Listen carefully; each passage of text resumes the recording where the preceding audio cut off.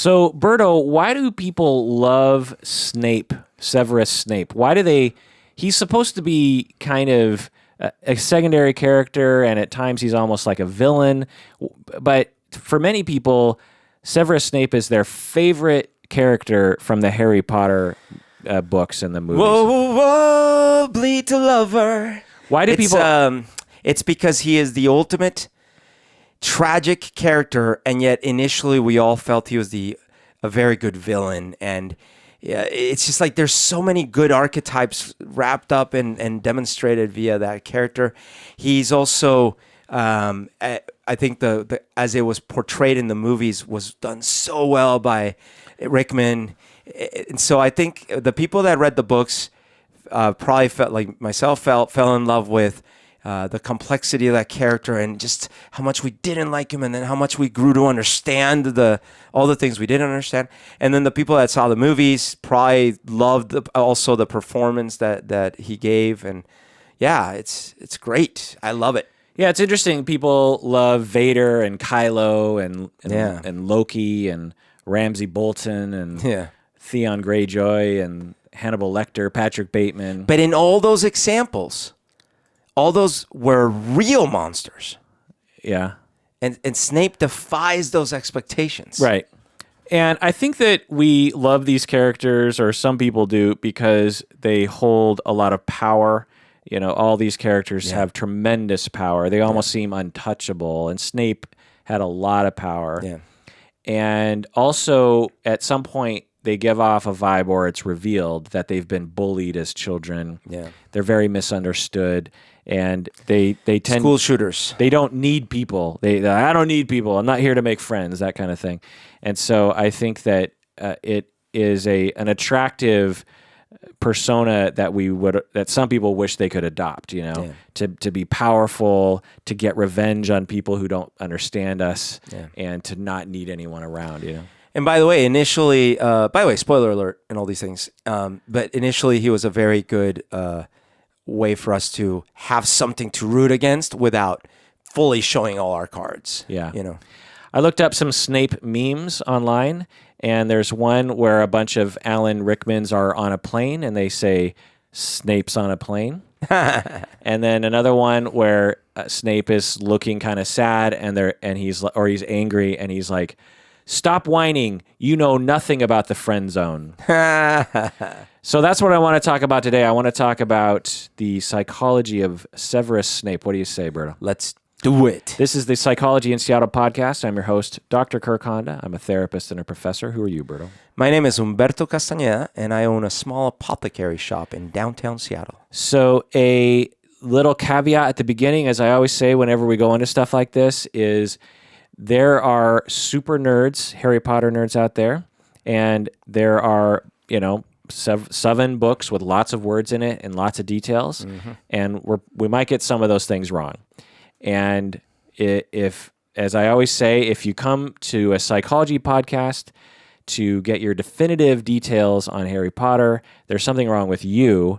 And, so don't worry if we get a couple things wrong. That's not the point. The point is for us to chat about this and also to provide some analysis on the character and maybe help people understand how people can end up in situations like this. Yeah. Look, it's ultimately about also remembering fondly the memory of Severus Snape. Yeah. And so, Berto, what's your experience with these books? Like, how did you grow up with these? Well, that's a great thing. So at the time, I had a different job back then. I was cleaning and detailing expensive automobiles, and my boss came to me and said, "Hey, we may need to do a deal with J.K. Rowling and her people because these books, this series for kids is doing really well. And at the time, we would license famous things to put on our cars, like decals. And so I thought, okay, so I was given the first 3 books to read as homework assignment by my boss. And I took them home, and I looked at these books, and I did not want to read them because the covers looked so childish. So you hadn't heard of them before? I hadn't heard of it, and I looked at it, and it's like this little awkward kid and a broom with glasses flying around. And I don't know if you remember the art of the original books, but it wasn't that inspiring. It was sort of clunky, you know? Yeah. The art for all 7 books were by the same. Yeah, but I felt like once I got to love it, but when I first saw it, I was like, okay, I don't like this. Well, it made it look like a very second-rate child's book. Yeah, totally. So I was totally against it, but I sort of had no choice. So I sat down and I read that first book. And I was hooked, man. Then I couldn't stop. I read the second one. When I started, only the first 3 had been out, so that's why I had those 3.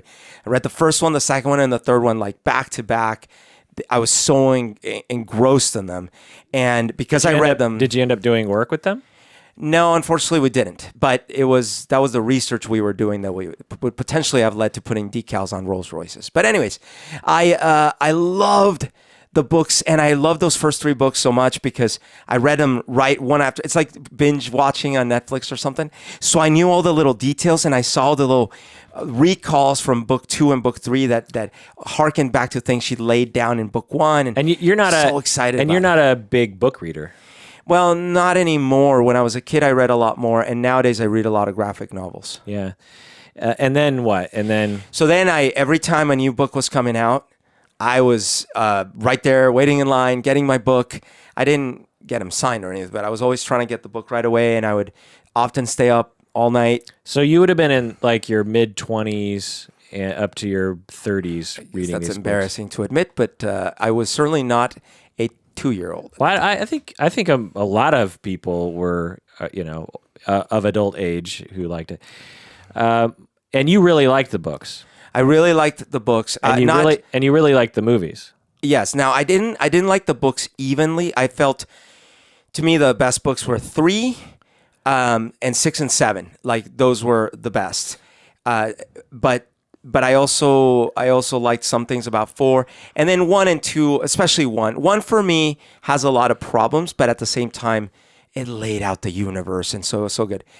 When the movie started coming out, oh my gosh. Especially that first movie. Like I remembered feeling mixed feelings about the first movie, but I rewatched it recently, and Columbus got so much right with that movie. Yeah, totally. Oh my God. Well, the first book, I remember when I was reading it, I remember thinking, man, this would be a great movie. Yeah. It's almost like Rowling or Rowling.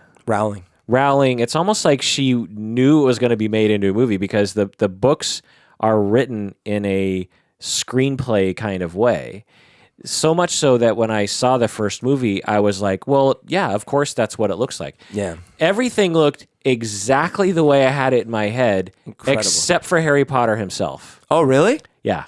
Oh, okay. I actually, what was different about Harry Potter? The real Harry Potter in my head, the Harry Potter I had in my head looked like the guy in the front of the books. Oh, a little nerdier. Yeah, thinner and bushier hair. Yeah. If you look at Radcliffe's hair throughout the 7 movies, it's like every movie they tried, because his hair changed drastically. And there was one hair where it was like puffy out on the sides. Yeah. And it was like they kept trying to make it right, and it never looked right. His hair looked ridiculous, and Hermione was spot on. But they changed their hair a lot too. But it was always within the realm of my imagination. Yeah. Ron Weasley, spot on. McGonagall, spot on.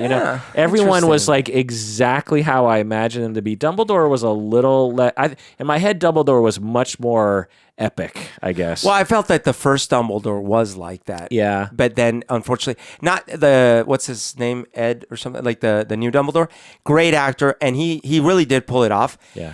But that first one was... Well, he died, right? He died. Yeah. He died, yeah. So my experience was that I was doing in-home therapy. Richard. I was doing in-home therapy in the late 90s. I'd just become a therapist. Yeah. I'm 26, 27, 28. And the books came out when I was around that age. And I remember, and I would do in-home therapy, and I would go into the rooms of these kids, and they all had this book called Harry Potter. That's how you saw the pattern. and they all loved it, and and all the kids talked about it. It was a phenomenon among children, as each book came out. And and I remember thinking, oh, it must, but I've heard about a lot of books like that, like what's the Goosebumps and like Animorphs or Right. something. There's always been some kind of kid book that's been popular, it never occurred to me that I would read them. Right, It's like, right. and especially when you look at the cover, it's like, it's great that kids are reading. And I remember thinking that. I remember thinking like, oh, it's great. It's great that some book is appealing to kids and blah blah blah. But I would never read it. It's just great that it's Yeah. yeah. And then my mom talked about it, and she had them all on cassette because this is before CDs. I mean, it was during the time when CDs were around, but CDs were kind of new, actually.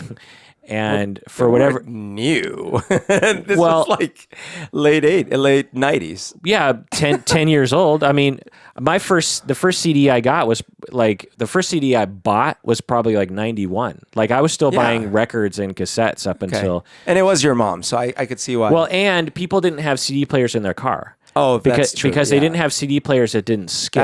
That's true. Yeah. And so everyone still, and plus everyone still had their old stereos with cassettes, and so you mainly listen to audiobooks in cars. That's true. Yeah. And so she had all four of the first four books on cassette, Wow. and it was like several cassettes, like I can imagine. like 20 cassettes or something. and I just said, hey, could I maybe borrow that, because I was getting into audiobooks, and so I borrowed the first one, and the actor who reads it is just fantastic. Oh. The way he reads it, and that first book is just so great, and so great on audio too, because it's just so easy to follow, and the story and the world building and everything was just so amazing. And so I listened to all four books like straight on cassette in the span of like a couple months. Amazing. In my Acura that literally had 300,000 miles on it. And because there weren't podcasts back then. No. So it was either like NPR or that. So that was my experience. So for me, and then eventually as each book came out, I would listen to the audiobook. I never actually read the books. But yeah, but listening is equivalent because you got the extended story, not just the movie. But I think one of the problems with audiobook is that with more complicated stories is as the books, as 4, 5, 6, 7, it gets a little bit more complicated. Oh. There's more characters. Yep. There's more things to follow.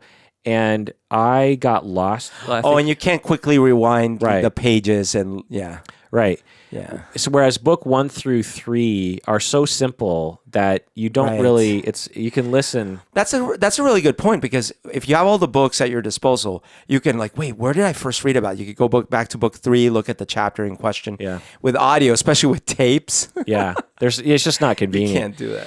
Now, I loved book 1. I loved book 3. Book 2 was like not great. Book 4 was entertaining, and then after that, I lost interest for the most part. Now, in researching for this episode, I have a new appreciation for Harry Potter because I finally understand the story. Because I'd listen to the books on audio, and then I would go to the movies.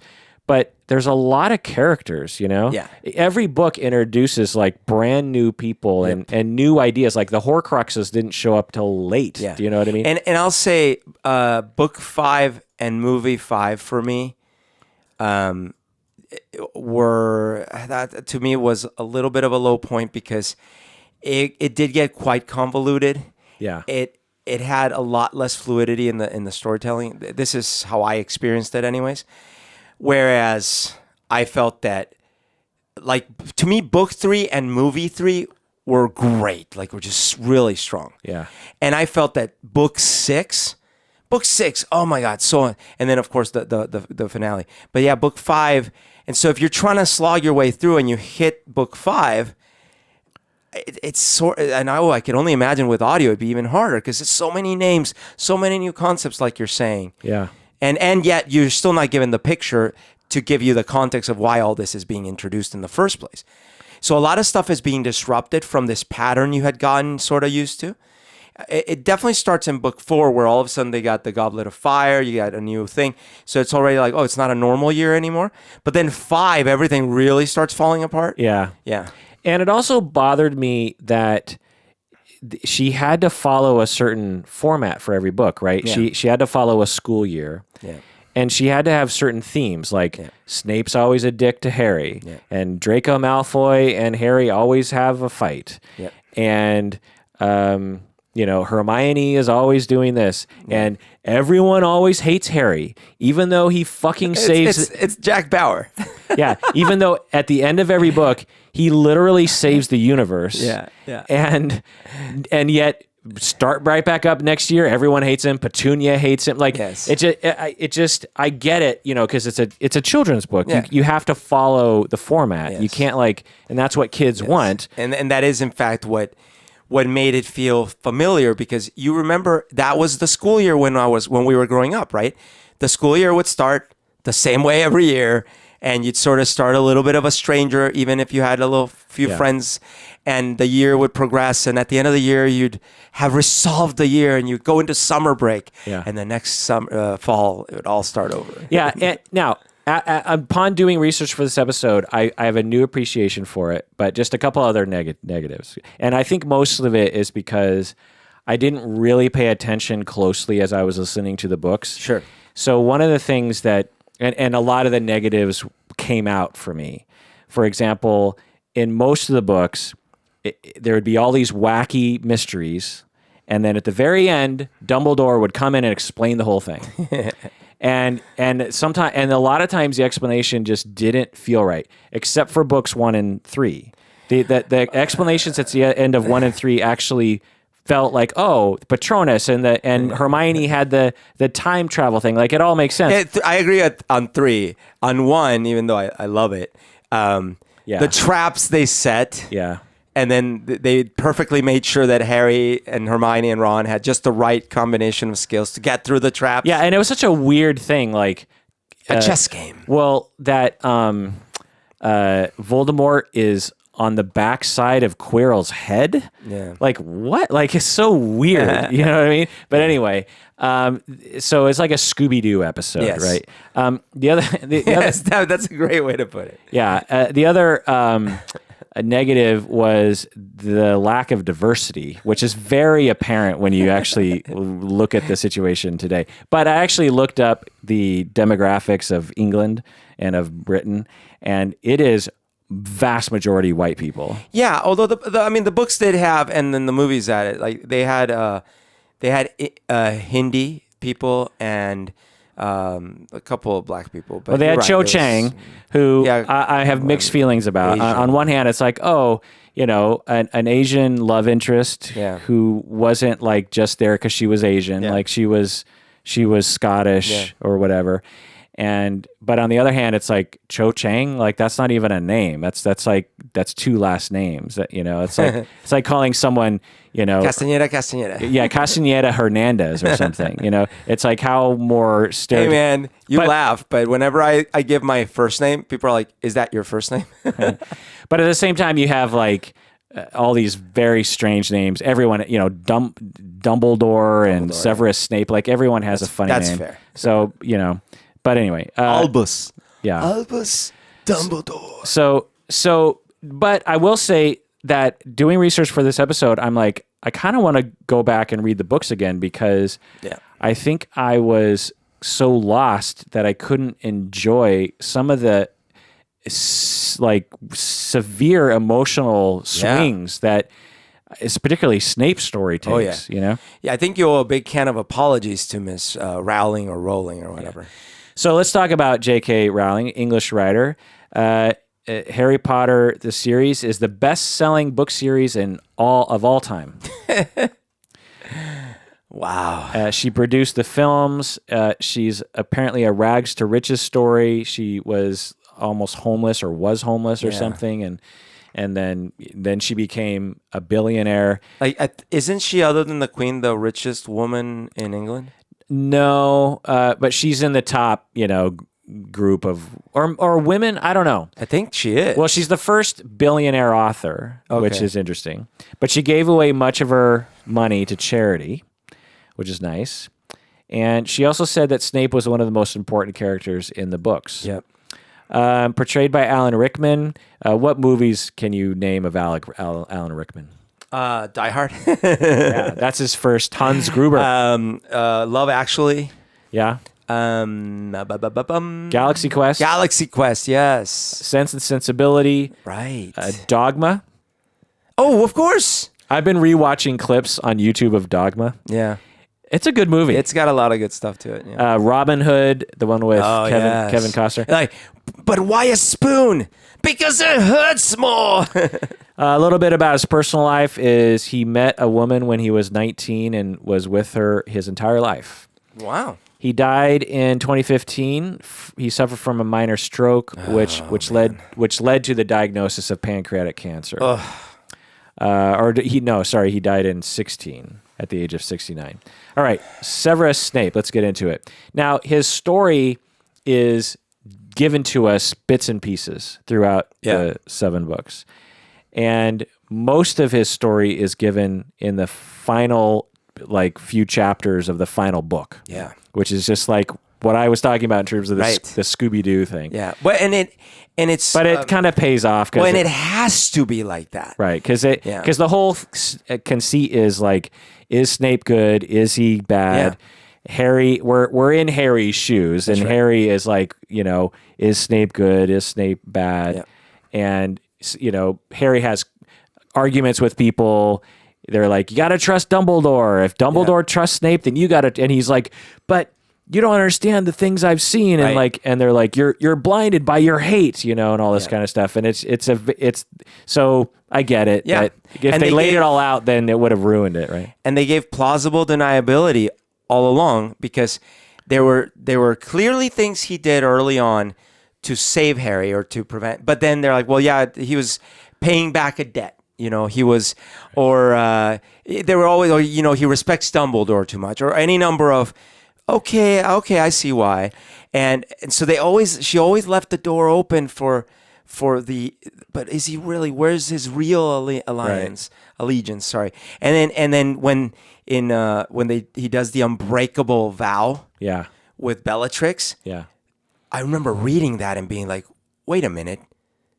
Unless they're lying to me in the description of what an unbreakable vow is, he's got no out. So either this means he's really evil, or what is he doing? Yeah. Yeah, right. And that was such a good scene to write in because it puts the reader up to a decision. Now what? Because the whole time you could be, especially with poorly written storylines that try to do this, you'd be like, well, yeah, but there was this one scene where clearly you gave it away. Here it's like, it's sort of impossible as a reader to not be like, wait a minute, I thought I knew what was up. Because I remember at that moment, I still thought, no, Snape is good. And then I was like, wait, what? Yeah. How are they going to get out of this? Right. And you could make a case. Yeah. So, we'll get into it. So I looked into his history from the books, not from the movies.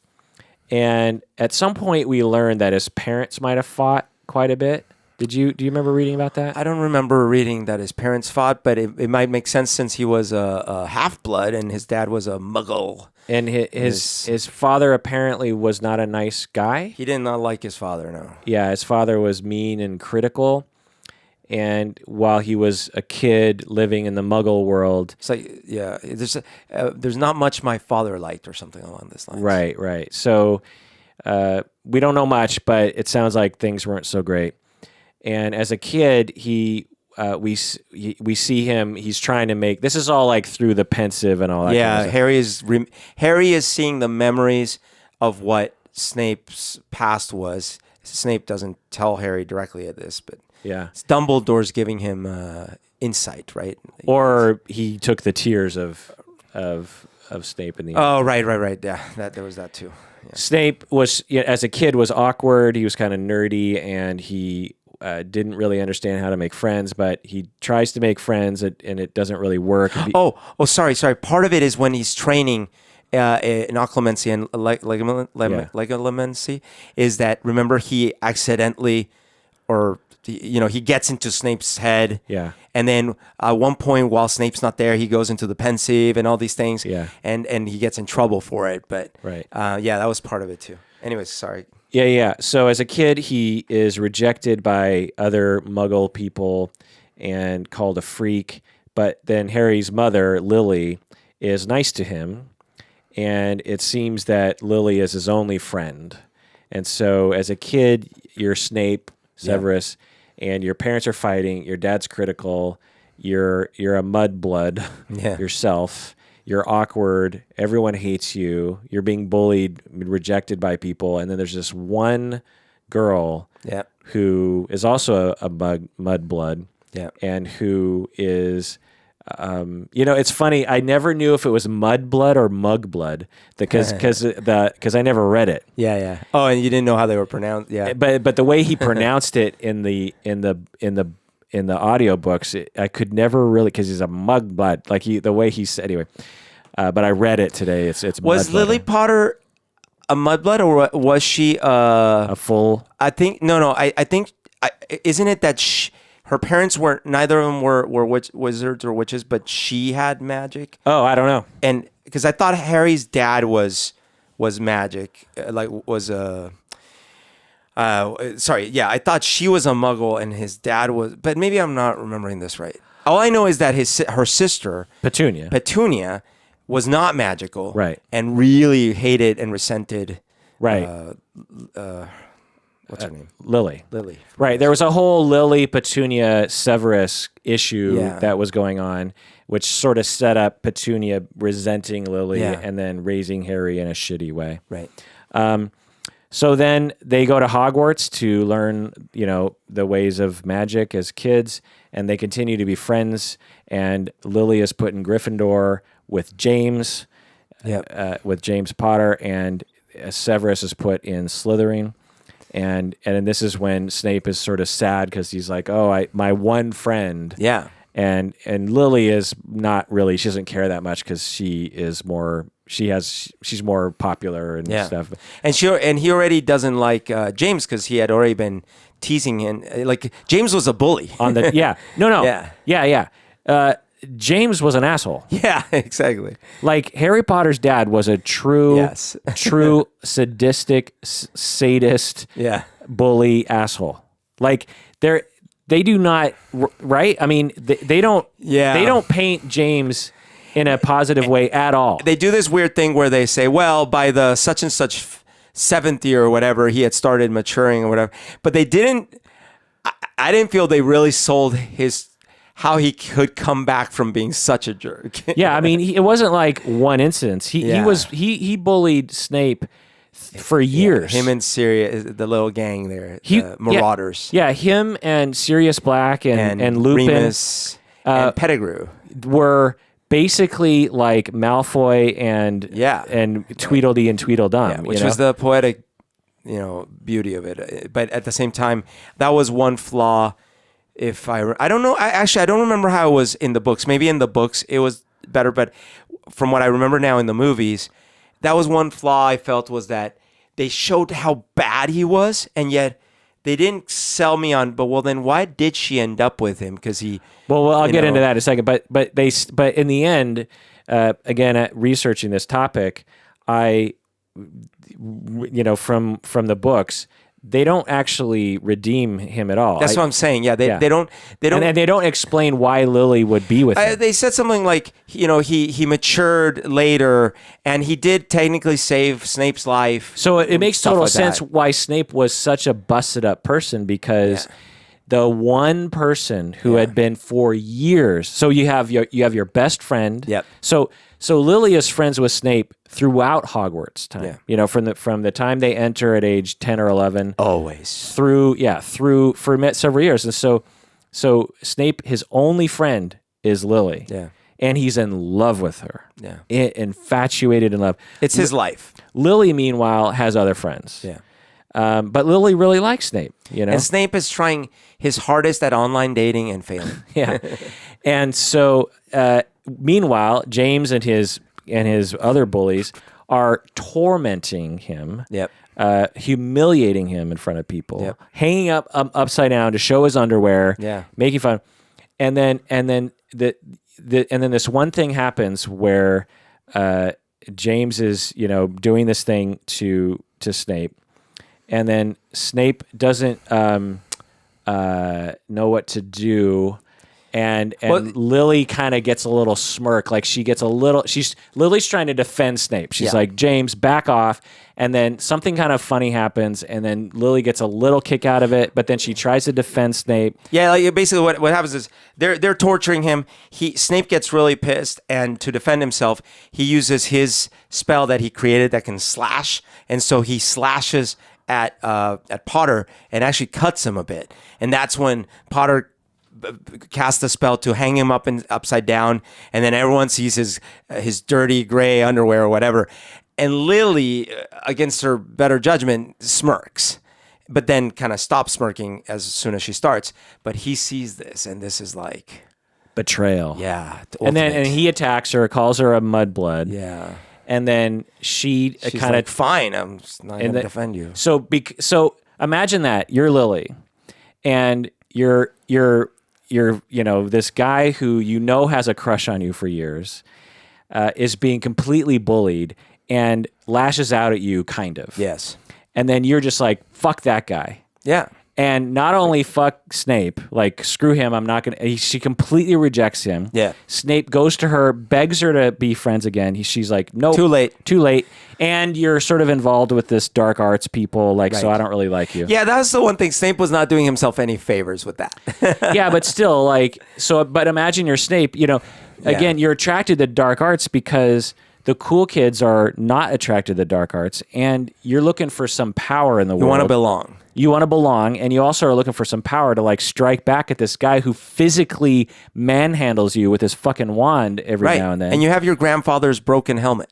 Right. Yeah. It's like, learning kung fu or something, to defend yourself.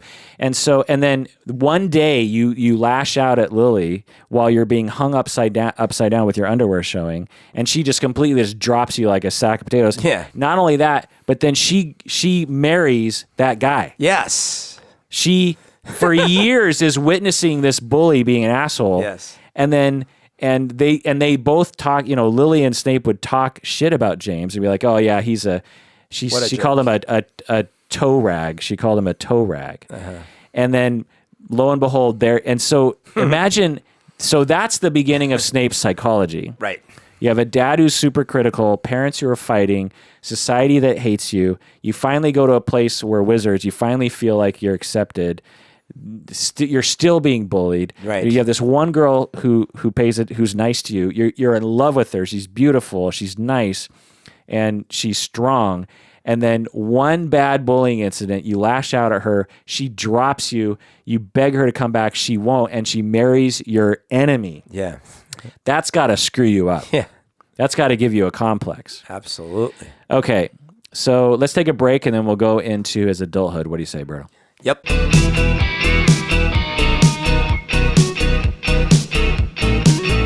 All right, we're back from the break. If you haven't become a patron of the podcast, do so now. Go to patreon.com, become a patron of the podcast. When you become a patron of the podcast, you get access to all of our premium episodes that are only available to patrons of the podcast. You also don't have to listen to ads for the most part. All right, let's get back into this, Berto. So you should add yourself as a patron. So Snape is now an adult, and he's got a lot of baggage.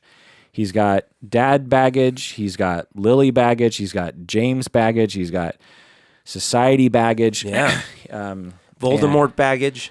Voldemort baggage. So he becomes a Death Eater under Voldemort as an adult. By the way, do you know that his Bogart, I just found this out today because I was also reading up, his Bogart is Voldemort.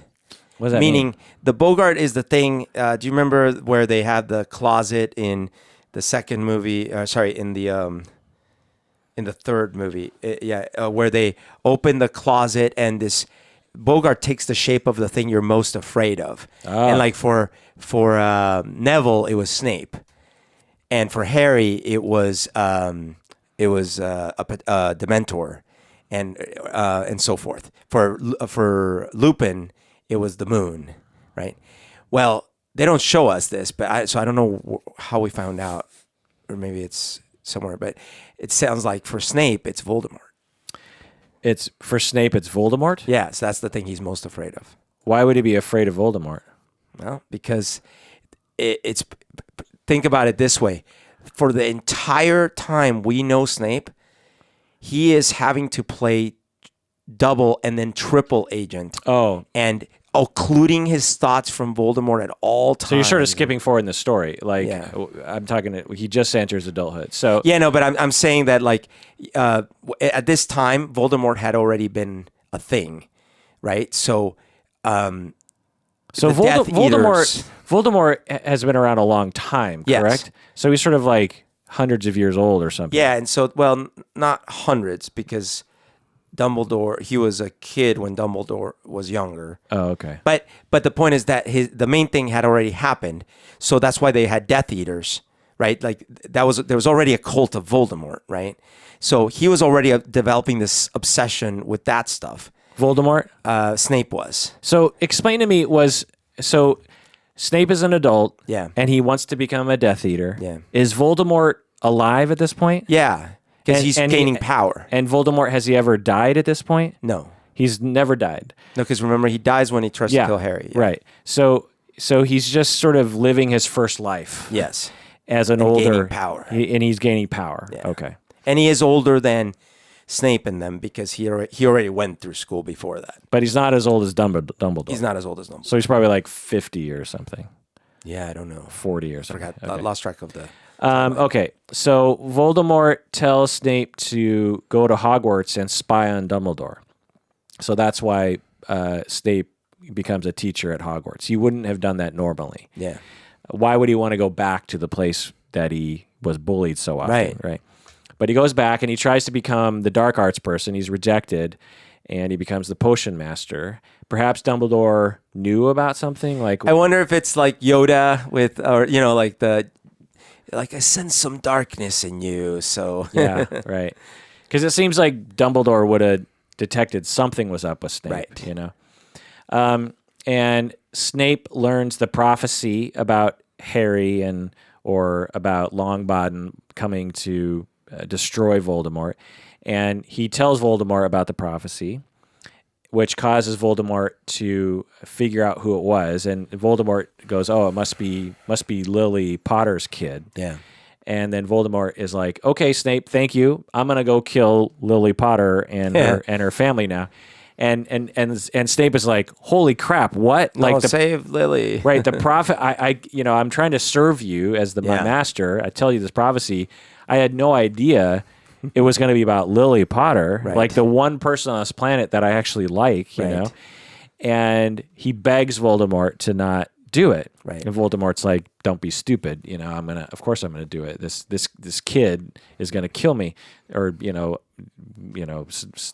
prophecy, blah blah blah." So Snape is in this decision right now. Yep. But is like, "Well, I could become full evil right now and just be like, well, I guess that's the way it's going to be." The breaks. And but And he would have, except for one person.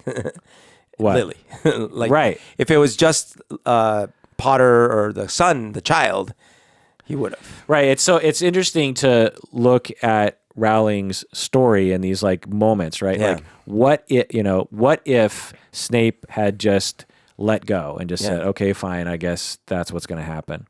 This whole story would have gone a different way, right? Yep. In all likelihood, right? Dumbledore would have, or Voldemort would have ruled the world.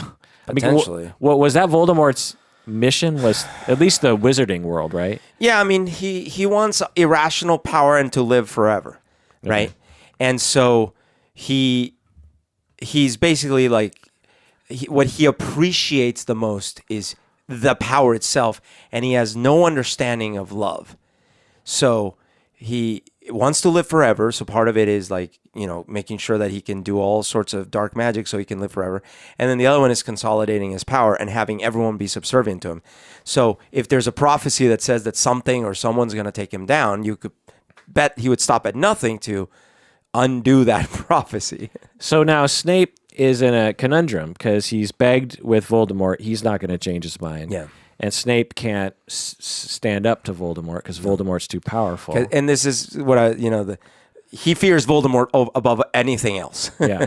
And so it's like, what does he do? Well, he does something that he never would have done in another situation. He goes to Dumbledore and he says, please save Lily. And this is the beginning of his double agency. Right. When he first went to Dumbledore, he was an agent. Now he's a double agent. Well, and then Dumbledore says, okay, fine, I'll do what I can to fix the situation, but what are you willing to do for it? And Snape is like, he's like, I'll do anything. I'll do anything. I'll be your slave. I'll die. I'll do anything you want me to. I just want Lily to live because he's in love with her. After all this time, always. And so Dumbledore says, okay, fine, I will do what I can, but you will be a double agent now. Yeah. You're going to work under Voldemort. Secret Agent Snape. So then Voldemort arrives at the house. Now, this is where maybe you can fill me in because I don't really get it. What did Dumbledore do to protect Lily at this point? So he was hiding. They formed a little network of people, and they were like hiding the location of where they were and all these things. It's just that Peter Pettigrew betrayed them. Oh. So Dumbledore did try, but unfortunately, they didn't realize that one of their best friends was going to betray them. Okay. So Voldemort figures it out, arrives at the house of Harry Potter and his parents. Yeah. And James, the father, tries to stall Voldemort, and Voldemort kills him like very easily.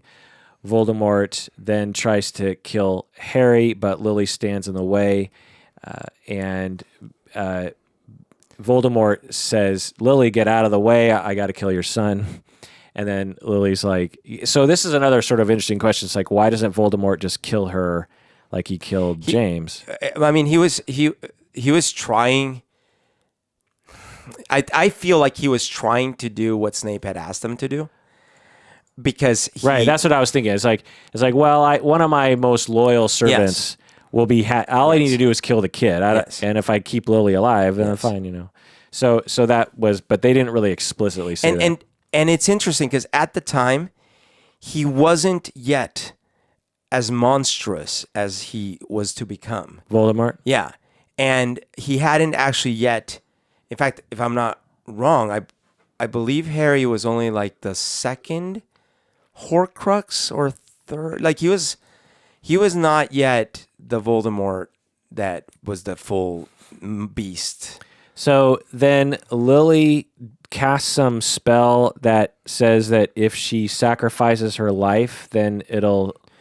She didn't cast a spell. She just gave her life up to save her son, and that magic of love made it so that it put a protective charm on Harry. And then Voldemort tries to kill Harry, and that backfires and almost kills Voldemort. And as far as anyone knows, kills Voldemort, but he lived. And by the way, the reason he lived is because of the Horcrux stuff. Like if he didn't have Horcruxes, and if in fact Harry hadn't become a Horcrux. Can you explain the Horcrux? Yeah, so there's this super, super, super, super dark magic, which is that if you kill someone in just the right way and with a very important object around or something like this, part of your essence can go into that object. So it requires that you murder someone. Part of your essence? Part of your essence, the person doing the killing. Why would you want to do that? Because when you do it, it has one very, very big side effect, negative side effect, which is that your essence starts getting diluted and you become more and more monstrous.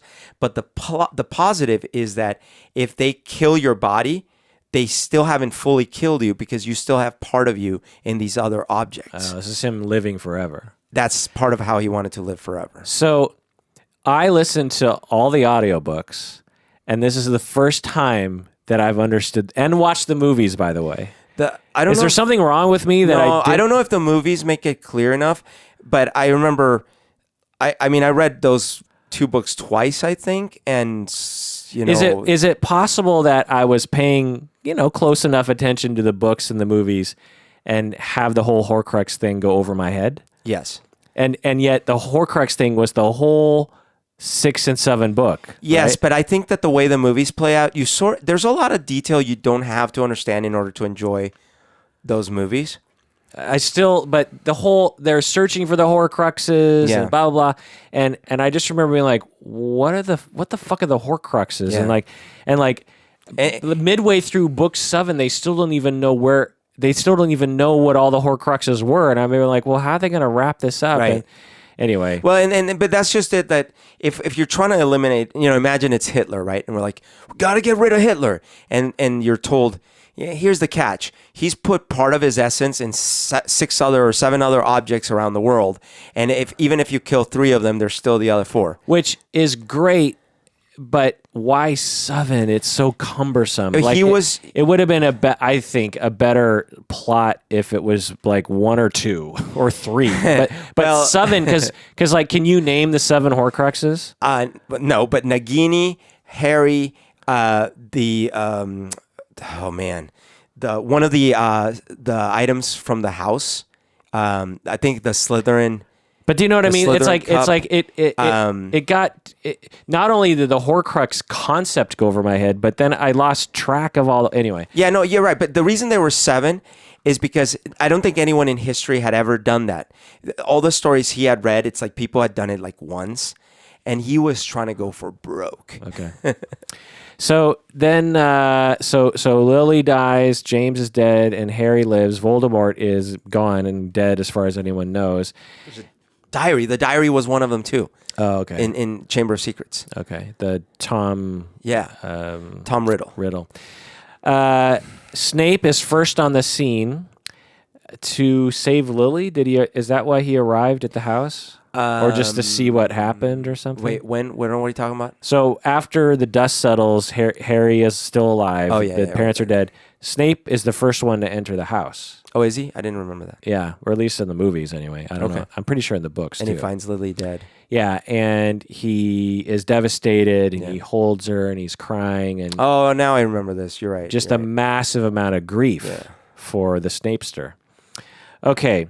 Well, and I think in that moment, that is the irreversible turning point in which he will never be able to be loyal to Voldemort. If he was ever on the teetering edge of it, that was it. Like, he would have never been able to be loyal to Voldemort. So he had to, for then on, the rest of his life became essentially like, well, I will be I will be against Voldemort till my dying days. Yeah, so now we have another psychological incident where you're in Snape's shoes, okay? Right. Again, you've grown up a loner. No one has liked you. You've tried to get people to like you. The only person that's liked you is Lily. She dumped you and married and had a kid with your mortal enemy, someone who was legitimately a bad person. Yep. And that's pretty messed up, but you still have just a place in your heart because you don't have anyone else for this person, Lily. Then you go to the dark side, and you have to be a little conflicted, right? Because he's not evil. He's only going there partially because he's just trying to find a group of friends, right? And also people who appreciate him, and also maybe to get some power so he can protect himself against bullies like James and his crew. And then that sort of leads down a road, and then you're like, okay, I told Voldemort about this prophecy. Snape's not a murderer, but he's like kind of an accessory to murder at this point, and he's not. I'm sure he's not quite so happy about that. And then he finds out that the murder victim is going to be Lily herself. Yeah. And then he does everything he can to completely, prostrate himself for Voldemort. That doesn't work. Then he goes to his mortal enemy, Dumbledore, another person that's on James' side. He's, Dumbledore's on that other side, and completely humiliates himself and begs and and hands himself over in a very humiliating, emasculating way. And all of that doesn't do anything. Lily still dies. Yeah. And not only is Lily dead, but Voldemort's now gone. And like your entire, side of the fence is now falling apart. Oh, and by the way, Snape thinks it was Sirius Black who betrayed them, which explains why he hated Sirius so much. Interesting. And so he is now the reason why Lily not only did Lily, so he's blaming himself for everything. Not only did Lily leave him in the first place because he struck out in anger against her. So he's beating himself up about that. Why did I call her a mudblood? Why did I do that? There's something, it's my fault. Right. If I hadn't have said that, I might have married her, Yeah. And not only is he torn up about that, but now she's dead because he fed Voldemort the information. It's his fault that she is dead. It's a wonder he lived with himself after and he's that. standing over, and then he goes to Dumbledore, and he's just like, "Well, I guess that's it for me. I'll kill myself." Yeah. And Dumbledore's like, "No, you won't. Yeah. If you really loved Lily, you know what your job is now. You have to protect Harry." Yeah. Well, which sucks because that's one thing that Dumbledore didn't tell Snape is why he had to protect Harry. He sort of sold it as like that's Lily's child, right? So then because Dumbledore knows that he's a Horcrux, right? He suspects. He doesn't know for sure. But the long con plan that Dumbledore's playing is that he believes Voldemort split himself up into these various things. He thinks the snake is one of them. He thinks if Voldemort really believes this prophecy, he's going to come back. He's going to try to finish the job. All these things, blah, blah, blah. And anyways, the point is that he is, in fact, sort of using Harry as part of the pawn in his game. He doesn't tell Snape all of this, but he sort of sells it as like, hey, this is Lily's child. We must protect him because Voldemort's going to try to kill him. Right. So the third betrayal the third horrible thing that happens to Snape is when Dumbledore tells Snape about this in the end. And he's like, so I need you, we need to set up a situation so that Voldemort kills Harry. Yeah. Because that will actually help us. It's like, what? And then Snape's like, wait a second. So I was only trying to protect Harry this whole time so that you kill him. So that you would eventually kill him. Like, and you never told me. Right. Like, you're just just another bully who lies. And I legitimately love this kid because he has Lily's eyes and blah blah blah blah. Well, no, he doesn't. To be fair, he doesn't love Harry. Well, he loves part of him, but part of him has a attachment to keeping Harry alive. Yeah. Well, and one of the things and I don't remember if this was in the books or the movie or both, but because you wonder. For most of the books, I assumed that the reason Snape hated Harry so much was sort of a writing convenience. Right. Why does Snape hate him so much? Right. And then you find out, he got bullied by his dad. But even then, you're like, all right, okay, I could see, but it's a kid. I mean, at some point, don't you go like, well, yeah, he reminds me of that asshole, but okay, whatever. But the thing is, Lily died to save Harry. Right. And so, in some extent, Snape's like, she saved you. This is what she died for.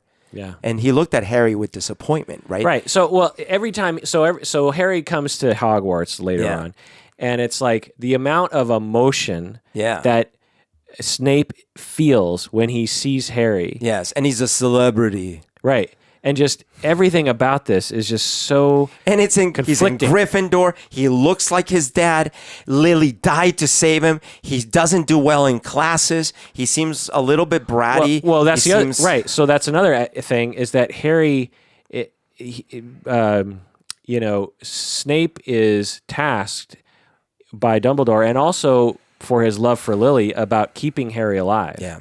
And one of the ways that Harry is going to stay alive is if he pays attention in class and learns things. Right. And Harry isn't as good as Hermione, right? Nowhere near. and so he gets upset sometimes because he wants Harry to be more studious because he cares. But Snape, because he's never had social skills, it comes out all wrong the way it always has. And so he is... So this is another part of complicated grief in that when we have someone who dies that's close to us, and, everyone's ran into this, is like someone close to you dies and you're devastated, So you're Snape, you're devastated. And then at some point, something will happen where you'll either not be thinking about the grief anymore, like it won't be the first thing that enters your head when you have time to think, and or something funny happens and you laugh. Most people will be like, "Oh, I'm laughing." I'm not supposed to be laughing. Right. I don't deserve to laugh. Right. Does laughing, is that demeaning of the memory of the loved one? Am I being disrespectful? Do I deserve to be happy? Okay. Right. So you're Snape, you're like, I don't deserve to be happy. It's like being at a funeral of a loved one or relative. And just laughing. And laughing. Right. If it's particularly difficult and Snape has no one to talk to. He can't talk to anybody. Right. I guess he can only talk to Dumbledore, and Dumbledore isn't always available.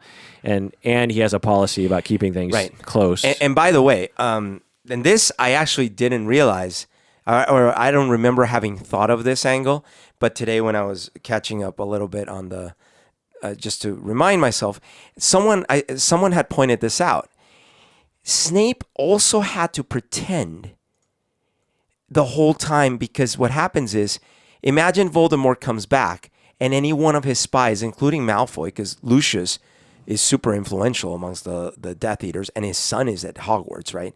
Imagine the word gets back that, like, I think Snape's actually on Dumbledore's side, because he tends to be nice to Harry. It's over. Right. The whole effort is done. Right. So he, on top of everything else, he actually has to pretend, whether he really feels, I'm sure he does have all these resentments. On top of everything else, he actually has to pretend to be evil. Right. And this is something that maybe she didn't intend fully to write it this way, because I do think, even though she actually had the arc pretty well written out and she actually did a lot of back work before she even wrote the first book, at the same time, the first book, there's a lot of things in there that are written conveniently so that the first book works. Right. But so whether it was intentional or unintentional, in the end, it's got a plausible explanation. Right. That's why after researching for this episode, I finally totally appreciate Rowling's writing, because if you just pay attention, if you're nerdy about it enough, then there are some very poetic things that happen very early on, from the first class of the potions that Harry goes to, and Snape is a total dick to Harry. You're like, I now want to read the books again because I want to, if you understand the backstory, it all makes total sense. And by the way, it's not the kind of thing like in Lord of the Rings where, well, of course they couldn't use the eagles at this other time, because if you read Silmarillion, page 6050, I'm like, come on, man. Right. So there's, throughout the books, Snape protects Harry and his friends, from Lupin when he turns into a werewolf, and but he also there's other times where he's pretty much mean to Harry throughout all the books. Snape helps the good guys. He's in the Order of the Phoenix, but then some red herrings happen where it's like, wait, he has the mark of the Death Eater, and and then he attacked one of the Weasley brothers when they were trying to get to cuts Hogwarts. His ear. Yeah, but that was an accident apparently. And then you have this Snape Sirius Black feud going on, but again, all that makes sense because Sirius Black was a total asshole to Snape. Yep. and Sirius Black thought that, and Snape thought that Sirius was the one who betrayed to find out where the Potter house was. So basically, other than Voldemort, Sirius Black was probably the second person in Snape's kill list. Right. And James too, Well, but James had even I feel like Snape had gotten to the point where he would hate James forever, but it's not someone he would have wanted to kill. No. Versus he would have wanted to kill Sirius because it was his betrayal that led to Lily's. Right. Then, as you talked about, Narcissa Malfoy gives Snape the unbreakable vow that says... Is it Narcissa or Bellatrix? Is it Narcissa? Narcissa. Oh, okay. Oh, right. Because it's right. She's related to Draco, and she wants Draco protected. Is Narcissa Draco's mom? I don't know. I think it's Draco's mom. Yeah. So she's like, yeah, I want my son protected. So you got to make this unbreakable vow. Right. So now you're Snape, and you're like, well, if I refuse, then I look like I'm Right. like I'm a double agent or a triple agent, and Right. so I guess I got to do it. And this is when Harry witnesses it, I think. Right. And I want to reread these now, and this is getting me excited. Right. So the vow is to protect Draco, to help him complete Voldemort's task, which is to kill, Dumbledore. And if Draco can't do it, then Snape has to complete it himself. And if you break an unbreakable vow, you die. Right. And so Snape becomes the dark arts professor, and he uses the dark arts to save Dumbledore from the Gaunt Ring. And this is when it's revealed that Dumbledore's going to die soon anyway. Right. And so it doesn't really matter. Well, we don't find that out Till later. But maybe even the very end of the seventh book. But there was some hint because his hand was withering away. Right. So it's interesting. It's like Dumbledore would have died anyway. Yeah. Snape needed to kill, either Draco had to kill Dumbledore or Snape had to kill him. Yeah. And Snape's like, well, it'll look better if I do it because then Voldemort will really trust me. I think Gandalf. I think Dumbledore says something about Draco's soul. Like he doesn't want Draco. And Dumbledore's like, dude, you got to kill me. Like Draco, he's a kid. Still. He's still a kid, and he's salvageable. And he's got to finish his finals because he hasn't graduated yet. Right. That was a whole other thing. It's like throughout the books, even up till like book 6, they're still playing fucking Quidditch. And Snape gives Harry detention so he can't play on the Quidditch. Yeah. And you're just like, really? Like after book 4, I feel like they should have just completely done away with. Like, dude, it's too risky to be at school. And they sort of do, right? Like in book 5, he's not at school all year, right? Like, I mean, he's and in book 6, he goes on these long quests with Dumbledore.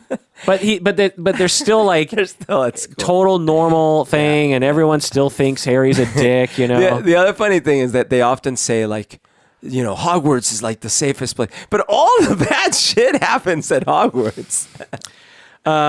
So Harry hurts Draco in a fight using the Half-Blood Prince spells that he's reading, which is really Snape's book, right? Yeah. And Snape gives Harry detention during the final Quidditch match. It's the what's the slashing spell? I don't remember. Dumbledore tells Snape that so we've already gone over that. Draco tries to kill Dumbledore. Snape kills Dumbledore himself. Harry attacks Snape. And this is an interesting scene here too, because at this point you're like, oh, Snape is evil because he just killed Dumbledore. I mean, is that what you thought? No, I mean, but it was. Remember, at this point, I've already been the whole time second guessing everything, and I'm realizing, well, look, he had no choice because of the unbreakable vow. So yeah, the way that Rowling writes, it's like, well, who knows? At the end of book 7, there could be a twist, and there was. And I was certainly in shock. Like, did they really kill Dumbledore? Yeah. And then I was like, well, I remember after book 6, Snape has got to be good. I remember after book 6, everyone was like, oh my God, Yeah. Because book 6 comes out, everyone's in line for overnight, right? Yeah. And then everyone runs home and instantly reads the book, right? Yeah. And then within like 8 hours, people are tweeting about it and Facebooking about it and stuff, or whatever we had back in, well, I guess it would have been like 2005. I don't think we had any of that stuff. We had tweets, maybe. No. Well, anyway, we had, but people talked about it. However people communicated in 2005. MySpace. MySpace. Yeah. They were MySpace. They were friend-stirring. They were kazaaing it. And people were like, "Oh my God!" And I remember there's all this talk about Jon Snow. Is he really dead? Right. Maybe he'll come back. right? Yeah. No, I mean, people are like, well, no, Gandalf. I keep wanting to say he's not really dead, like because of this. And there were tons of theories I remember, but I was convinced he was dead. It's just that I both held hope / had my little theories that Snape was good and that this was somehow like on purpose. Let's take a break, and when we get back, let's talk about the end of Snape's life.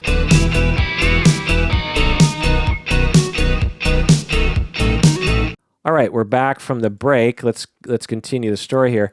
So then Voldemort kills Snape because he thinks he needs to. Well, so he believes that Snape controls the Elder Wand, and Voldemort's trying to get control of the Elder Wand because it's the most powerful wand. Right. Why does he think Snape? Because he thought that Snape killed Dumbledore, and Snape did kill Dumbledore. He thought Dumbledore controlled the Elder Wand when Snape killed Dumbledore, and therefore Snape now controls the Elder Wand. But what he doesn't know is that I think Harry did a Expelliarmus on Snape, and because he did that, Harry now controls the Elder Wand. Oh. Something along those lines. Oh, interesting. Yeah. So the point is, Voldemort thinks Snape controls the Elder Wand. If I kill him, I will control the Elder Wand. See, that was a whole other thing that went over my head. So the Elder Wand isn't an actual wand. It is. Oh, it is a wand. It is a wand, yeah. So he took Snape's wand. So the Elder Wand it was part of the whole, there was this whole story, remember, with the little circle and the triangle and the stuff. Yeah. But it was given to Dumbledore by, what's his name? Guy starts with a G, Grindelwald. So the Elder Wand was Grindelwald's wand, I believe. And he gave it to Dumbledore. Okay, so now Dumbledore is in possession of the Elder Wand. Okay. But Snape kills Dumbledore. And when you kill someone, you can take possession of their wand. Okay. Apparently also if you Expelliarmus someone, you can take possession of their wand, apparently, if I remember this right, or something along those lines. So wouldn't Voldemort be able to just look at the wand and go like, well, that's not the Elder Wand. That's your rusty old wand you always have. I don't remember that part of the scene. I don't know if he's holding it. I don't know if it doesn't matter if he's holding it or not holding it. I don't remember. Okay. But what I do know is Harry was the one that really controlled the Elder Wand. Why doesn't he just ask for the Elder Wand from Snape? Because you can ask for it, but if you don't control it, you can't use it. And you have to kill them to... You have to do either kill or Expelliarmus. I can't remember. Do you know what I mean? I know, but listen. So while we're on this lines... It makes sense when you read it. I just don't remember the details. But what I do know is Voldemort thinks that Snape's got it. But so this is just another convoluted thing about the story. It's just like it's too complicated. Because to extend this, like, why did Harry beat Voldemort in the end? So Voldemort kills Harry.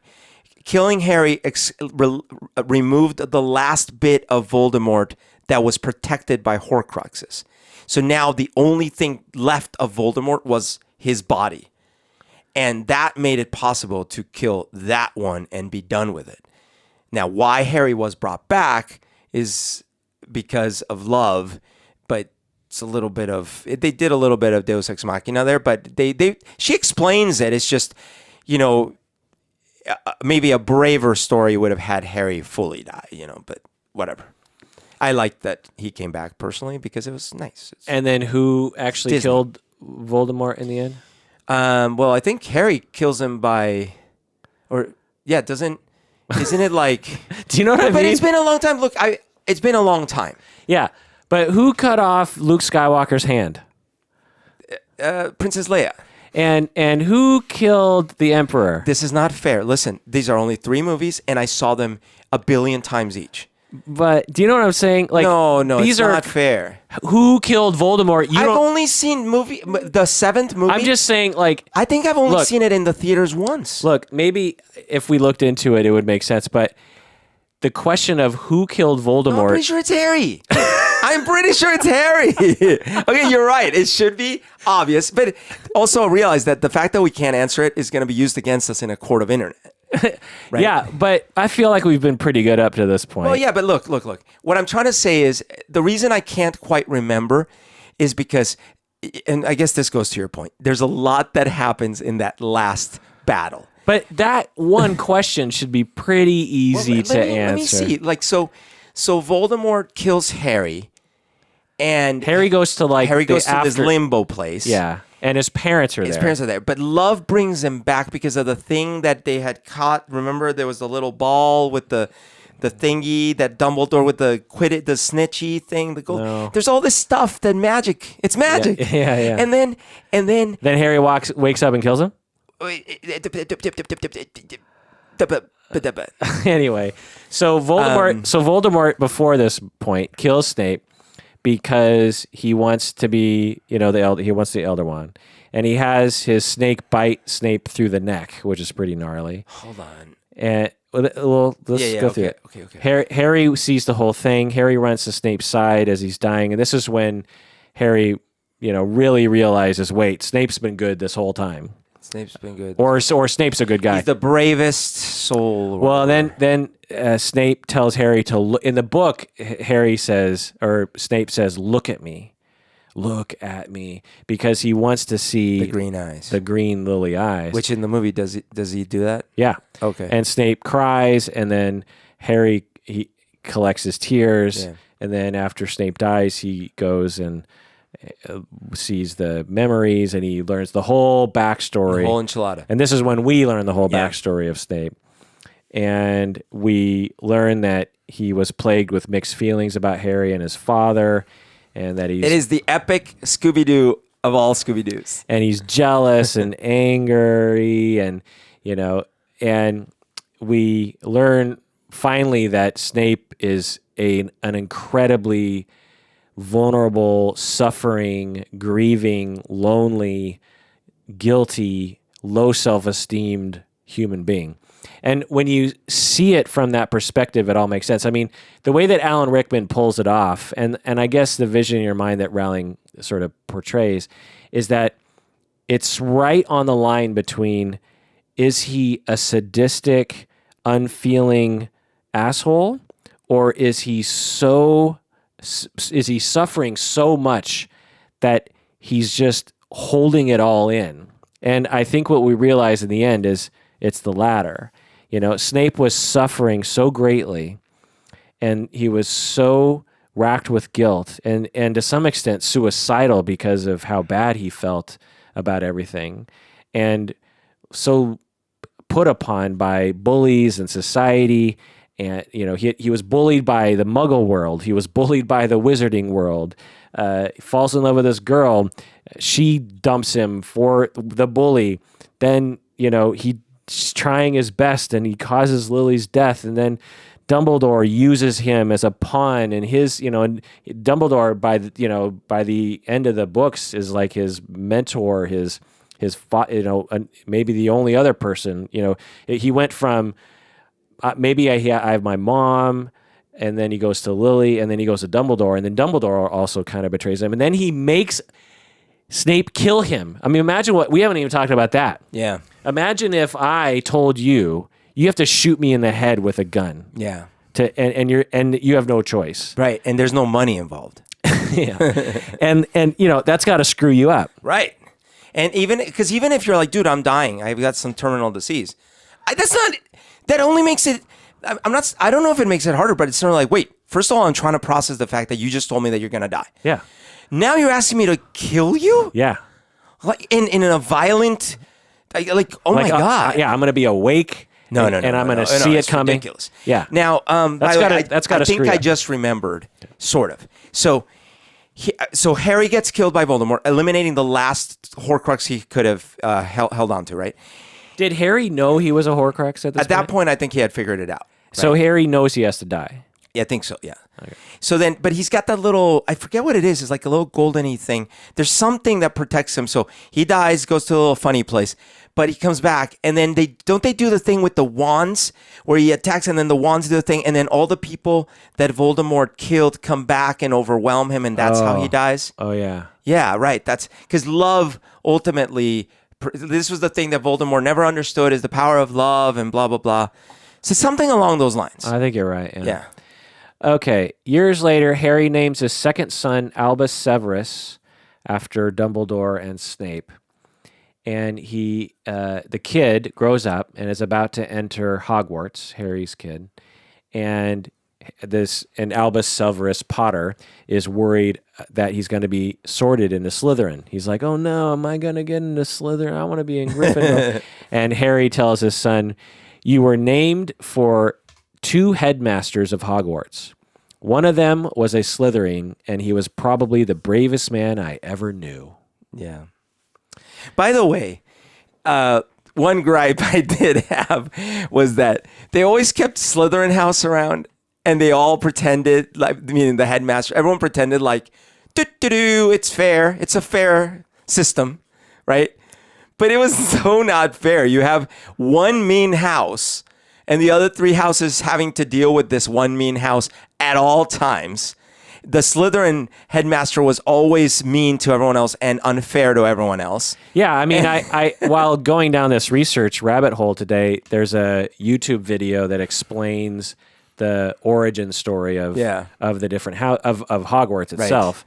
Right. And there were 2 guys and 2 women. Yeah, and one of the Salazar guys, Slytherin. Yeah. And he was a horrible human being. Let's see, Salazar Slytherin, Rowena Ravenclaw, Godric Gryffindor, and something Hufflepuff. Yeah, and the Snape guy was kind of like the first Voldemort in some ways, right? Salazar Slytherin, you mean? Yeah, or the first Slytherin. Salazar Slytherin. Yeah, the first Slytherin. He wasn't evil though. No, the thing is, he wasn't. He was about purity. He was about pure. But you know what it feels like to me? Sort of like our current, situation a little bit where we have to keep up appearances that like, well, today the president said something a little disturbing, or like in a similar way, you have this situation where it's like, oh, I can imagine they should do a Rosencrantz and Guildenstern type thing behind the scenes where we see it from like headmaster or like different professors' perspective, where they're in the break room and they're like, okay, how long are we going to sit here and pretend that this is normal? Slytherin House is just insulting everyone. Their little brat kids in that house are always bullying everyone. Right. Everyone pretends this is balanced. Was there any nice person in Slytherin? Not the way that we looked at it. Oh, I mean, there were a couple of gray zone ones, but for the most part, they were the bullies. They were the mean ones. Well, the thing that I always sort of got was Dumbledore's perspective on that, which was a kind of meta wise perspective around the bigger picture, which was like, if you ask Dumbledore, like, why is slithering still a thing? He'd be like, well, you you need all types of people. But no, right. But I feel and they're not evil. They're just they're. So here's what I'm saying is, if it were written a little more subtly, like it was just an adult movie with these themes, I could see, and I don't mean that in that way. I mean, I'm sure there is a porn. What I mean is Hogwarts Harry. What would it be called?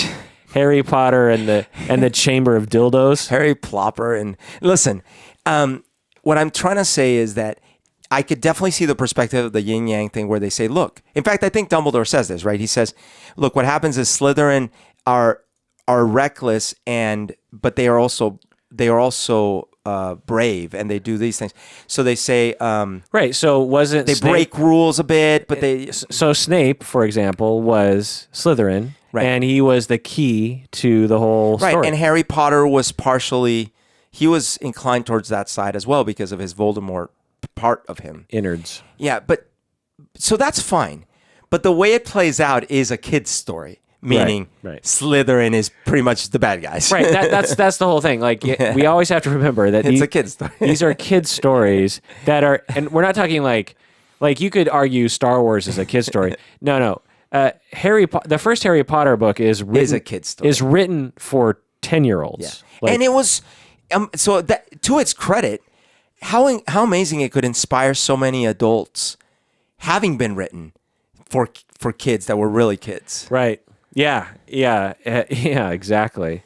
So in that way, I mean, Rowling really pulled something off. And again, doing research for this episode, I have a total new appreciation for the whole story because it not only did it make sense to me, but I really have an appreciation for the way that she wrote Snape's character. Yeah, dude, what a classic character in literature now. because it's such an arc and so many strong reasons to explain why and how and everything. And everything kind of comes back to it. Does. Now, I will say, I'm thinking back to if people are listening to this episode and they're true fans, can you imagine? We should almost ship like medicine of some sort, penicillin or something, because their heads are going to explode when we got to the point in this podcast where we didn't know how the hell Voldemort died or who killed him. They're going to be like, unsubscribe, unpatronized, you're done. Luckily, they won't hear this part because I'll tell them, I love you guys. No, but in all fairness, we do this because we love the material. We're not experts in the material. Yeah. We just love this stuff. I mean, I will, I can totally empathize with that. I listen to podcasts where they talk about pop culture. Yeah. And it's really hard for me to listen to people when they're talking about things that I love, and not only do they not really understand it, but they're also trashing on it. Like, what was I listening to recently? I can't remember. It was listening to something. They were talking about some movie that came out recently, and it was a movie that I liked. I mean, I remember thinking I didn't love the movie, but I remember, and maybe it was the new Star Wars movie. I don't know, but they were talking about it like they barely understood it. They're like, so how many Star Wars, for example, how many stars are there? Yeah. How many Star Wars movies were there? And like, how, and who killed Voldemort? Yeah. Who, wasn't there a Darth Vader character in another movie? I don't get it. And it's like, it's really hard to listen to that. It'd be one thing if they're just like, I really liked it. But I don't really, but it's another thing when they trash on something and they don't, because they haven't spent enough time with it. Many years ago, I think I told this one before, but I have a friend who we went to watch Heat, the movie Heat. Do you remember Heat? I love that movie. Yeah, and that holds up. And we're leaving the theater, and like, what'd you think? It's all right. I didn't like it so much. I'm like, what? Why did you? And then it's like, well, this didn't make sense. Why did Val Kilmer say such and such? I'm like, oh, what do you mean? Because of this other thing that they clearly said, and then this other thing happened. Oh, I was asleep during that part. What? So they were blaming plot holes and things they didn't understand because they had fallen asleep. Right, which is essentially what I was doing because I wasn't really paying attention to the audiobook. But I'm saying, like, and if you want to claim it was boring, so I fell asleep, that's fine. Right. But don't poke holes at things you weren't watching. Right. Like, that's not fair. But I think it is a legitimate, I still think because you've been super into the books and to the movies. Yeah. And for me to just throw out a question, which, how did Voldemort die? And now, granted, you're not as a super nerd as people perhaps listening. Or it's not recent. Like, at the time, I probably would have listed out the whole scene. But it didn't stick with you. You make a really good point, which is that, and partially it's because it is a 7-book series, and those last books are massive. Think about that. Yeah. Kids' books. Yeah. And they're massive. Yeah. And way more readable. Like 1,000 pages or something? Yeah. Yeah. And yet way more readable than the Lord of the Rings ones. Yeah. So I will say... God, the Lord of the Rings books. I will say you make a great point in that if you ask me, or if you ask anyone that's seen Star Wars once or twice about major plot points... Or Lord of the Rings. I mean, like, they're... Like the climax of the movie, like, how does Sauron die? Berto, how does Sauron die? The ring burns in the fire. Right, the ring goes into the No. But see, I was thinking you were going to use Lord of the Rings as also another example of complicated. There are, stuff. but of the key moments, how does Sauron die? Okay, the ring burns in the fire. The ring goes into the I see what you're saying. It wasn't the sword of Gryffindor stabbed Voldemort through the heart, which, by the way, it might have been. Yeah. Well, and I remember when I read the books and saw the movies, I remember being like, man, that was such a. I remember being disappointed by the ending because I was like, it would have been so much cooler. It would have been so much cooler and so much simpler if they had. If I was writing the books, I would have had maybe either 3 Horcruxes or maybe just 1 Horcrux. Well, And the only Horcrux was Harry Potter, Right. and Voldemort doesn't know that. And somehow Harry Potter and his crew trick Voldemort into believing the Horcrux is something else, okay? Yeah. And forget about the Elder Wand. Like, that whole thing is just a red, like, who cares about the Elder Wand? You know, that doesn't really matter, right? And you just sort of make it so that Voldemort is dead set on getting this one item, and he hates Harry Potter and wants to kill him. Yeah. Listen, you would have had a few less $1 billion as a result. I know. And right now you just finally nailed the nails in the coffin of this episode because you basically said. But because I remember, because I was into it enough in 2006, just before the 7th book came out. I remember being enough into it at the time where I would speculate with you probably and other people about like how this was going to end. And I remember really hoping that the way it was going to end was that Harry was going to die. Yeah. And I remember everyone saying like, well, Harry has to die. Like that just has, because, you know, that just has to be the way it's ending. And then, you know, he kills Harry, or Harry sacrifices himself to save someone else. To save everyone. Yeah. Yeah. And Harry dies, boom, you know, Voldemort explodes. Yeah. And then everyone cries, and then they do a memorial, and then Hermione teaches at the school, and they remember Harry fondly. Yeah. But they did more of the Jesus arc, right? Harry had the worst everything, and then he dies and came back.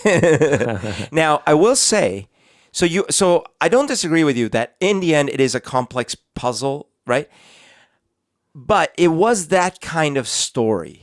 Right. It was that kind of story. No, you're right. It was very consistent of Rowling to have a very complicated ending to a book in a series of books with very complicated endings. And so you are right to point that, like, and it's funny because I would have thought of Lord of the Rings in the opposite way, but you're right that when it came to how did the bad guy get defeated, they dropped a little piece of gold ring into a lava pit. That's simple.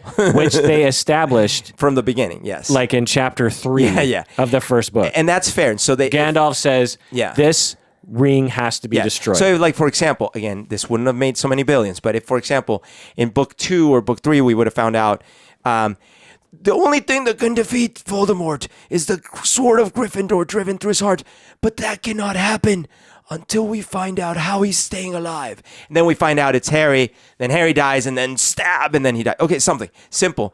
Less $1 billion, but simple. Would it have been less $1 billion? I'm just using that as like, look, because she made a lot of money with this complicated story. But to me, I wonder how much of the $1 billion was made by the world. Yeah. And because like there's a lot of things that go into making something popular. Sure. And story is one of them, but I don't think if my evaluation of because I enjoyed the books, the things that I think made the product because I spent money, you know, for the audiobooks, and the movies. I think the thing that made the product was the world, the look, the mythology, the humor, I guess, the interplay between Hermione and Ron and Harry, the fact that it was both for kids and adults, the fact that you could kind of nerd out on it, it had a lot of things in it that I think everyone kind of wants. I think everyone wants to go to a Hogwarts and be, you know, put in a house and have an instant bunch of friends that you can play games with, and I agree with you in similar way how Star Wars established a universe that we could all get behind. Right. What I will say though is she put herself into an impossible situation on how to end that thing, and yet she did pull it off, right? Because think about it: if she had killed Harry, like many of us thought / maybe secretly hoped, or maybe not so secretly hoped, there would have been a whole other wave of disappointment and anger and betrayal, because many people might have wanted Harry to live, right? Another thing is, if someone had Avada Kedavra, because remember, the only ways that we know that people die in the story magically, the big way is by the unforgivable Avada Kedavra curse. If one of our heroes would have had to do that on Voldemort, it would have compromised that one's soul. So it would have had to have been like Snape doing it, but Snape was dead. Or it would have had to do Lucius, but Lucius, that would have been so anticlimactic. Malfoy, but then Malfoy's a kid, he also would have compromised his soul. In fact, that's why Dumbledore didn't want him to be the one to kill him. You mean Draco? Draco. So, yeah, so the problem is, she had to find a way for Voldemort to die that didn't have one of our heroes actually using the unforgivable curse on Voldemort. And that's why love had to be the way to triumph and blah, blah. But it is complex. I don't disagree. It is complex. Right. But I totally agree. And that has bumped it up in my head. Yeah.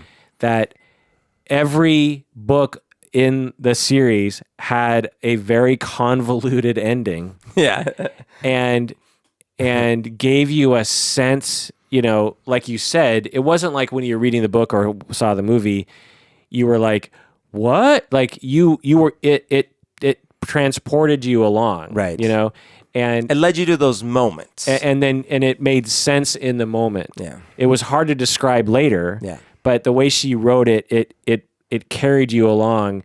But to me, I was, again, after book 4, I was kind of a reluctant enjoyer of the stories, and so it made it hard for me to enjoy. To be fair, like think of Star Wars, right? It didn't, in fact, end with Luke Skywalker stabbing the Emperor through the heart with his lightsaber. That's right. Right? There was more complexity to the ending. Not nearly as much. Not nearly as much. But, Darth Vader just threw him into a hole. Well, but if I ask someone, like, so how did Darth Vader die? Okay, well, he was depleted from the exertion and the lightning powers of carrying. But you see what I'm saying? Like, no, I don't know. The Emperor killed Darth Vader. Not directly. As Darth Vader was throwing him into a hole. Not directly, and he didn't die right away. And then, but he died redeemed. And like, there's more to the story, right there.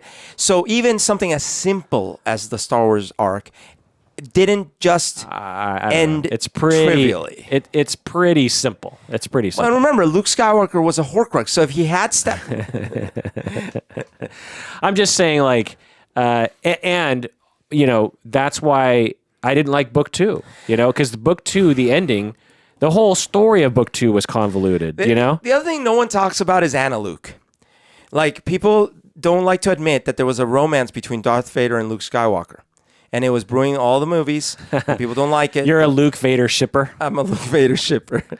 Yeah, I will say again, especially in looking at Snape's character, that it really makes me want to read the books again with this understanding. Yeah. It's like seeing like a movie like Inception again, or movies you watch it again or Arrival, for example, and it's like. It's more enjoyable the second time because you know the whole story, and you're like, oh, I can see why that's dropped in there, and that all makes sense. And imagine if someone did make a movie from Snape's perspective, done in sort of a stylistic way, where you don't get a whole 7 other movies, you get like one movie, but it's watching the whole storyline, but from Snape's perspective in a condensed way, because you get these moments where he's not even in the main scene, but he's like, what the hell are they doing now? Like, I'm trying to keep this kid, and he's talking to himself, like, I'm trying to save this kid. Oh, God damn it, right? And then he's like talking to Dumbledore, like, listen, man, I don't know how much longer I can do this. Like, I have to act like I'm upset the whole time. I'm not this upset. I'm not this depressed. I bet you someone's done this, but if they haven't, they should. Someone should write a diary of Snape. Yeah. Like, different diary entries throughout his entire life. Right. And it turns out he was never that depressed. He was like, well, yeah, I liked her, but listen, I'm not obsessed with her. But you know what I mean? It'd be so interesting because to have these entries of just like, yeah, so, Harry showed up today at school, but that's pretty tough because, he looks like James, and he also kind of looks like Lily. So, boy, I got a lot of feelings on the inside, Dear diary, complicated grief today. Yeah. Harry showed up. I think it'd be... And then he's like, and I had to cry these fake tears as I was dying so that Harry would think I was a hero the whole time. But I'm really Voldemort. I was Voldemort the whole time. Because what you don't know is I'm a 15th Horcrux. All right. Well, that does it for that episode of Psychology in Seattle. Thanks for joining us out there. Please take care of yourself because... you deserve it. So can you say it like in a Snape way or something? I could say it in a Dumbledore way, because you deserve it. Always. Isn't there a better sort of way you could say it? I want to Harry Potter must not return to Hogwarts this year. do it Is it like Dobby? Yeah, do it like yeah. Okay. You no, I can't. That doesn't even work. Hey, Harry, you deserve it. It's Hagrid. So how does Snape talk? Snape's like, attention. No, I can't do his voice. It's such a. Alan Rickman's so good at this. It's like, you will find that my class is very difficult, but that's not even right. Because Because you deserve it.